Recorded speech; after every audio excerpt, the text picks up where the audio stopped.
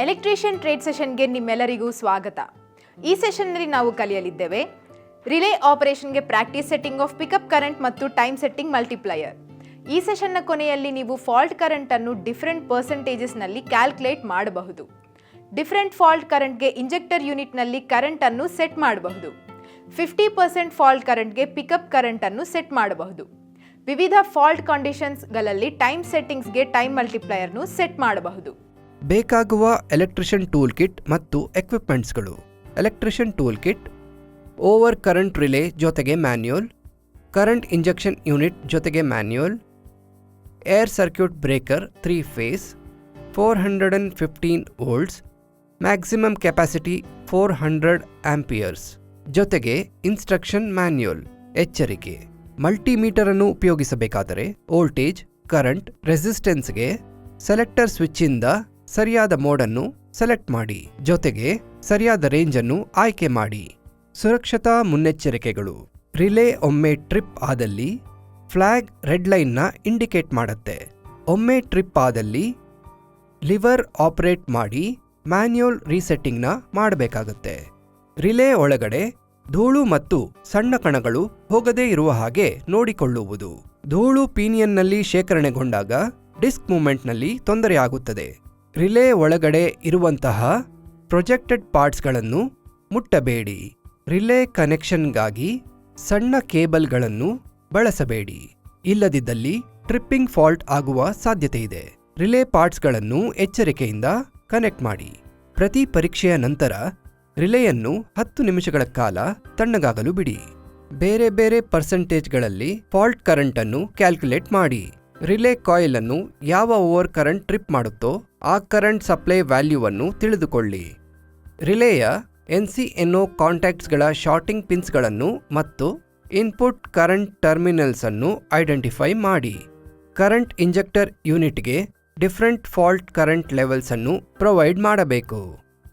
Fault current settings ಅನ್ನು relay ಒಳಗಿರುವ tap ಸೆಟ್ಟಿಂಗ್ನಲ್ಲಿ ಮಾಡಬೇಕು.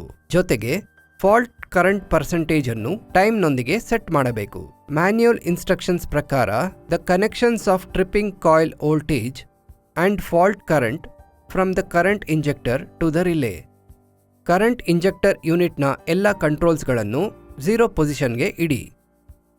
ಪ್ರಾಕ್ಟಿಕಲ್ಗೆ ಹೋಗುವ ಮುನ್ನ ಕಂಡಕ್ಟರ್ನ ಕರೆಂಟ್ ಕ್ಯಾರಿಂಗ್ ಕೆಪಾಸಿಟಿಯ ಇಂಟ್ರಡಕ್ಷನ್ ಬಗ್ಗೆ ತಿಳಿದುಕೊಳ್ಳಿ.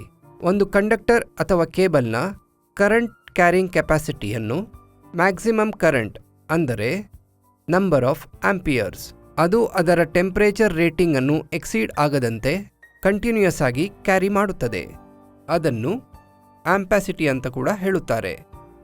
ಇದು ಕೆಲವು ಅಂಶಗಳ ಮೇಲೆ ಅವಲಂಬಿತವಾಗಿದೆ. ಅದ್ಯಾವುದೆಂದರೆ ಕಂಡಕ್ಟರ್ ಸೈಜ್, ಆಂಬಿಯಂಟ್ ಟೆಂಪರೇಚರ್ ಮತ್ತು ಇನ್ಸುಲೇಷನ್ ಕಂಡೀಷನ್ಸ್.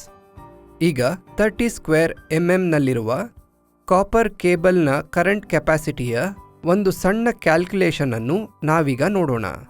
ಇದರ ಈಕ್ವೇಷನ್ 6 × ಕೇಬಲ್ ಸೈಜ್. ಉದಾಹರಣೆಗೆ 6 × 1 square mm 6 amperes.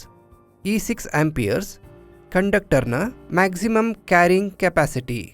Different fault ಕರೆಂಟ್ಗಳಿಗೆ ಕರೆಂಟ್ ಇಂಜೆಕ್ಟರ್ ಯೂನಿಟ್ ಅನ್ನು ಸೆಟಪ್ ಮಾಡಿ. ರಿಲೇ ಟ್ಯಾಪ್ ಅನ್ನು ಅಡ್ಜಸ್ಟ್ ಮಾಡಿ 1 ಆಂಪಿಯರ್ಗೆ ಸೆಟಪ್ ಮಾಡಿ. ಡಯಲ್ನಿಂದ ಮಲ್ಟಿಪ್ಲೇಯರ್ ಅನ್ನು ತಿಳಿದುಕೊಳ್ಳಿ. ವ್ಯಾಲ್ಯೂಸ್ಗಳನ್ನು ನೋಟ್ ಮಾಡಿ. ಮಲ್ಟಿಪ್ಲೇಯರ್ 2 ಅನ್ನು ಸೆಲೆಕ್ಟ್ ಮಾಡಿ. ಆಗ ಟೋಟಲ್ ಫಾಲ್ಟ್ ಕರೆಂಟ್ 2 ಆಂಪಿಯರ್ಸ್ ಆಗಿರುತ್ತದೆ. ನಂತರ ಟೈಮ್ ಮಲ್ಟಿಪ್ಲೇಯರ್ ಡಿಸ್ಕ್ ಪೊಸಿಷನ್ 1ನಲ್ಲಿ ಇದೆಯಾ ಎಂಬುದನ್ನು ಚೆಕ್ ಮಾಡಿ. ಮಲ್ಟಿಪ್ಲೇಯರ್ 2 ಡಯಲ್ನಲ್ಲಿ ತೋರಿಸಿರುವ ಕರೆಸ್ಪಾಂಡಿಂಗ್ ಟೈಮ್ ಅನ್ನು ರೆಕಾರ್ಡ್ ಮಾಡಿ. ಕರೆಂಟ್ ಇಂಜೆಕ್ಟರ್ ಯೂನಿಟ್ ಅನ್ನು ಆನ್ ಮಾಡಿ. ರಿಲೇ ಎನರ್ಜೈಸ್ ಆಗುವುದನ್ನು ಗಮನಿಸಿ. ಈಗ ರಿಲೇಯ ಇನ್ಪುಟ್ ಕರೆಂಟ್ ಅನ್ನು ಪಿಕಪ್ ಕರೆಂಟ್ಗೆ ನಿಧಾನವಾಗಿ ಹೆಚ್ಚಿಸಿ. ಈಗ ಕರೆಂಟ್ ಪಿಕಪ್ ವ್ಯಾಲ್ಯೂ ಹತ್ತಿರ ಬರುತ್ತಿದ್ದ ಹಾಗೆ ರಿಲೇಯ ಡಿಸ್ಕ್ ಮೂವ್ ಆಗೋದಕ್ಕೆ ಸ್ಟಾರ್ಟ್ ಆಗುತ್ತದೆ. ಈ ವ್ಯಾಲ್ಯೂಸ್ ಅನ್ನು ರೆಕಾರ್ಡ್ ಮಾಡಿ. ಪಿಕಪ್ ಕರೆಂಟ್ನ 50% ಫಾಲ್ಟ್ ಕರೆಂಟ್ಗೆ ಸೆಟಪ್ ಮಾಡಿ. TMS 0.5ಗೆ ಸೆಟ್ ಮಾಡಬೇಕಾದರೆ ಈಗ ಟ್ರಿಪ್ ಟೈಮ್ ಆಕ್ಚುಯಲ್ ಟ್ರಿಪ್ ಟೈಮ್ಗಿಂತ 50% ಕಡಿಮೆ ಆಗಿದೆಯಾ ಎಂಬುದನ್ನು ನೋಟ್ ಮಾಡಿಕೊಳ್ಳಿ.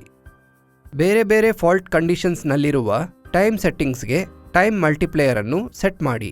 ಕಂಟ್ರೋಲ್ ಸ್ವಿಚಸ್ ಅಥವಾ ರಿಲೇಯ ನಾಬ್ಸ್ಗಳನ್ನು 0 ಪೊಸಿಷನ್ಸ್ಗೆ ಸೆಟ್ ಮಾಡಿ. ಮೇನ್ ಸ್ಪಿಂಡಲ್ನಲ್ಲಿರುವ TMS ಡಿಸ್ಕನ್ನು ರೊಟೇಟ್ ಮಾಡಿ, ನಂತರ 0.5 ಪೊಸಿಷನ್ಗೆ ಸೆಟ್ ಮಾಡಿ. Determine the multiplier from the dial. ವ್ಯಾಲ್ಯೂಸ್ಗಳನ್ನು ನೋಟ್ ಮಾಡಿ. ಮಲ್ಟಿಪ್ಲೇಯರ್ 2 ಅನ್ನು ಸೆಲೆಕ್ಟ್ ಮಾಡಿ. ಹಾಗಾಗಿ ಟೋಟಲ್ ಫಾಲ್ಟ್ ಕರೆಂಟ್ 2 ಆಂಪಿಯರ್ಸ್ ಆಗಿ ಇರುತ್ತದೆ. ನಂತರ ಟೈಮ್ ಮಲ್ಟಿಪ್ಲೇಯರ್ ಡಿಸ್ಕ್ ಪೊಸಿಷನ್ 1ನಲ್ಲಿದೆಯಾ ಎಂಬುದನ್ನು ಚೆಕ್ ಮಾಡಿ. ನಂತರ ಡಯಲ್ನಲ್ಲಿರುವ ಮಲ್ಟಿಪ್ಲೇಯರ್ 2ನಲ್ಲಿ ತೋರಿಸುವಂಥ ಟೈಮ್ನ ರೆಕಾರ್ಡ್ ಮಾಡಿ. ಕರೆಂಟ್ ಇಂಜೆಕ್ಟರ್ ಯೂನಿಟನ್ನು ಆನ್ ಮಾಡಿ. ಪಿಕಪ್ ಕರೆಂಟ್ ಜೊತೆ ಇನ್ಪುಟ್ ಕರೆಂಟನ್ನು ನಿಧಾನವಾಗಿ ಇನ್ಕ್ರೀಸ್ ಮಾಡಿ. ಅದು ಎನರ್ಜೈಸ್ ಆಗುತ್ತಾ ಎಂಬುದನ್ನು ಗಮನಿಸಿ. ಕರೆಂಟ್ ಇನ್ಕ್ರೀಸ್ ಆದ ಹಾಗೆ ವ್ಯಾಲ್ಯೂಸ್ ಪಿಕಪ್ ಮಾಡುವುದಕ್ಕೆ ಡಿಸ್ಕ್ನ ರಿಲೇ ಮೂವ್ ಆಗೋದಕ್ಕೆ ಶುರುವಾಗುತ್ತದೆ. ಈ ವ್ಯಾಲ್ಯೂಸ್ಗಳನ್ನು ರೆಕಾರ್ಡ್ ಮಾಡಿ. ರೀಕ್ಯಾಪ್.